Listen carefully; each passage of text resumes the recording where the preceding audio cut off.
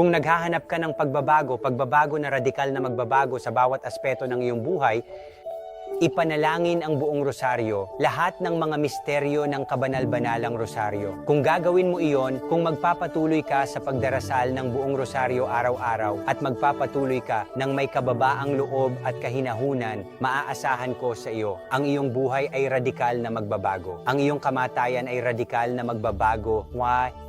Ikaw ay mababago ng kapangyarihan ng mga salita. Aba, Ginoong Maria, napupuno ka ng grasya. Ikaw ay mababago sa pamamagitan ng pagkakaroon ng buhay ni Hesukristo na dumadaloy sa iyong isipan sa buong araw.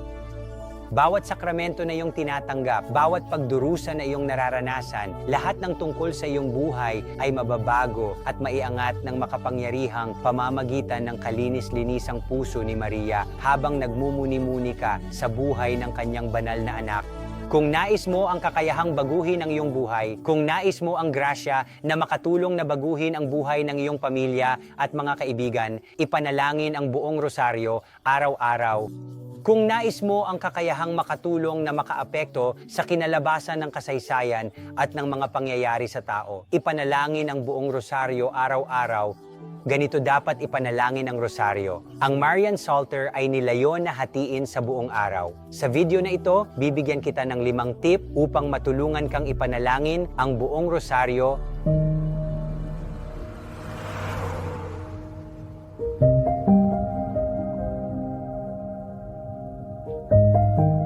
Ang unang tip para ipanalangin ang lahat ng misteryo ng rosaryo ay laging magdala ng rosaryo sa iyo.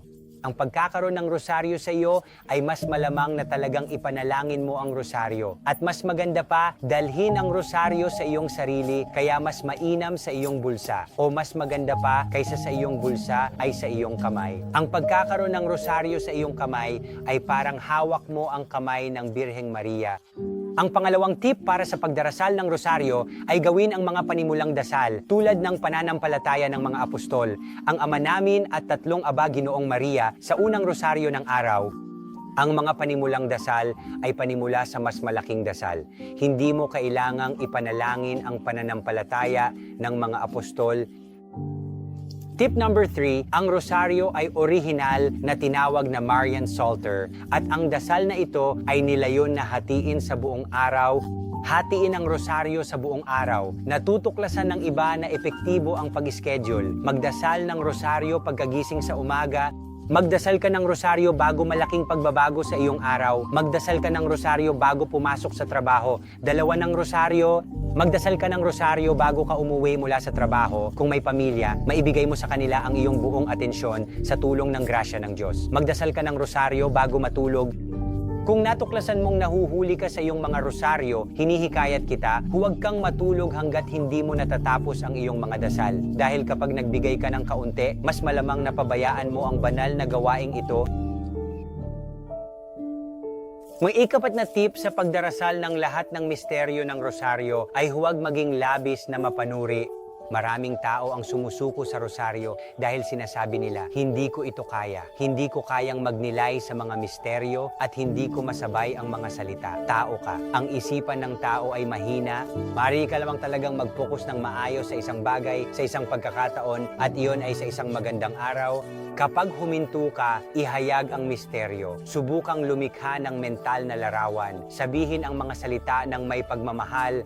Yun ay sapat na. Meron akong kaibigang relihiyoso na nagsasabi sa akin na ang tanging masamang rosaryo na iyong dinadasal ay ang rosaryo na hindi mo dinasal. Nakakakuha ka ng mas maraming grasya kapag nagdarasal at nakakaranas ng pagkatuyo. Kasabay nito, kapag sinasabi kong huwag maging masyadong mapanuri tungkol dito, huwag maging masyadong maluwag. Mahalaga na ibigay mo lahat. Gawin mo ang iyong makakaya upang maging magalang. Tip bilang 5, magiging malabo isipan. May mga araw na hindi mo maisip, ikaw ay may sakit, nag-aalala ka tungkol sa isang bagay. Sa mga panahong tulad nito, mariin kong hinihikayat kang ibulong ang mga salita. Sabihin mo lang ang mga salita, Ama namin na nasa langit. Sabihin ang mga salita ng Aba Ginoong Maria. Maraming tao nakasuot ng maskara. Ibulong ang mga Aba Ginoong Maria sa publiko. Kung malabo ang isipan, hindi mo na alam kung anong misteryo ang iyong dinarasal.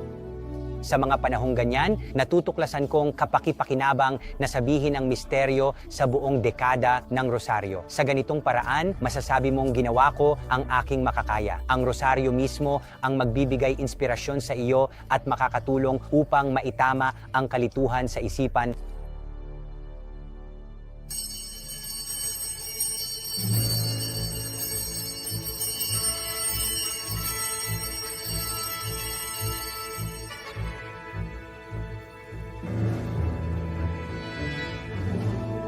Mga kapatid, manikluhod para sa grasya. Kung nais mong mabago ang iyong buhay sa pamamagitan ng kapangyarihan ng rosaryo, kailangan mong manikluhod.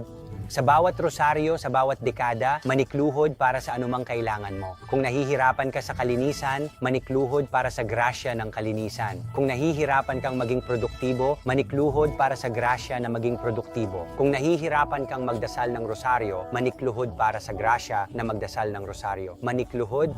Bakit manikluhod? Dahil ang kababaang loob ay kinakailangan upang masagot ang mga panalangin. Ang ating ina, ang tagapamagitan ng grasya, ay ginawa ang panalangin pinakagusto niya na maging ang rosaryo. Magdasal ng rosaryo ng may malaking kababaang loob at manikluhod.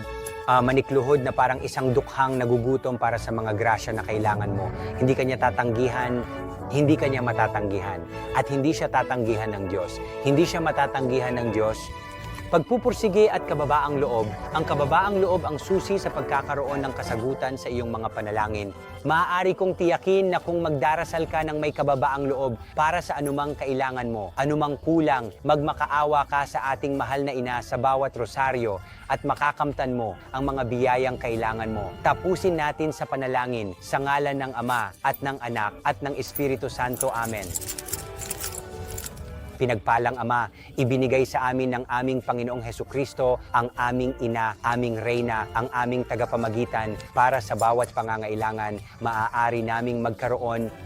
Mamagitan ka para sa amin sa iyong kabiyak na Espiritu Santo. Mamamagitan ka para sa amin sa Diyos Ama. Mamamagitan ka para sa amin sa iyong banal na anak na si Hesukristo upang magkaroon kami ng biyaya na taimtim na magdasal ng rosaryo araw-araw. At sa paggawa nito ay mapabanal kami at mapabanal ang lahat ng aming makakasalamuha.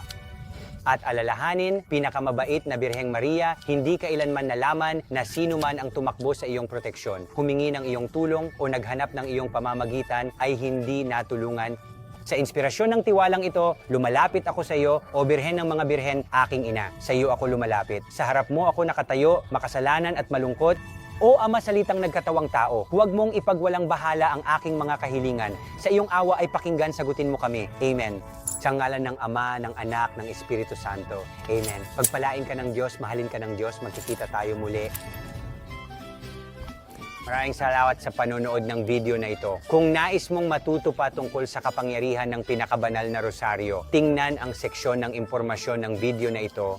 Hinihikayat ko rin kayong suportahan ako sa mahalagang ministeryong ito. Para matuto pa, bisitahin ang truefaith.tv support. Mayroon kaming kamangha-manghang nilalaman na paparating. Abangan ang mga patotoo ng rosaryo. Ito ay kamangha-mangha. Pagpalain ka ng Diyos, mahal ka ng Diyos, at magkikita tayo muli